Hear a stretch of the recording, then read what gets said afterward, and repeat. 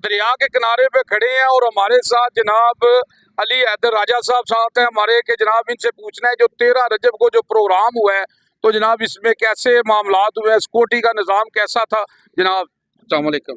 बिस्मिल्लाहिर्रहमानिर्रहीम। अस्सलाम वालेकुम जी।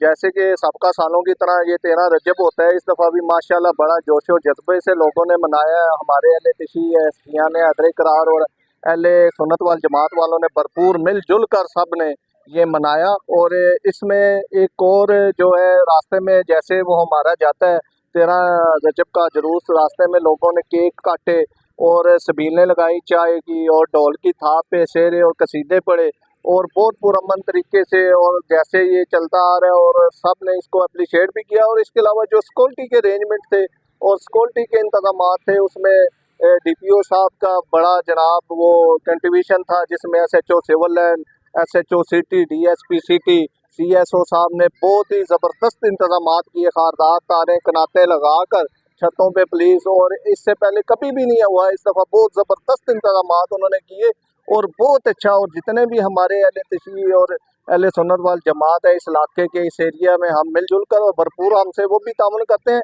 हमने भी नहीं कभी उनकी दिल आज़ारी की और बढ़ चढ़ कर उन्होंने हिस्सा लिया और सब ने ज़िली इंतज़ामिया का शुक्रिया अदा भी किया। थैंक यू जी। जी जी, मैं कहूँगा जी कि जनाब ये देखें जी कि जो है मौला अली ने फरमाया है कि किसी ने पूछा कि मौला अली से कि इंसान और जानवर में फ़र्क क्या है, तो मौला अली फरमाते हैं इंसान वो है जो दूसरों की सोचता है, तो जानवर है जो सिर्फ अपनी सोचता है। तो मैं यहाँ पे कहूँगा जी कि गलत सही को अल्लाह पे छोड़ दो, गलत सही को अल्लाह पे छोड़ दो, तुम इंसान हो, इंसानियत पे जोर दो। यूजी न्यूज़ जावा जी जेलर।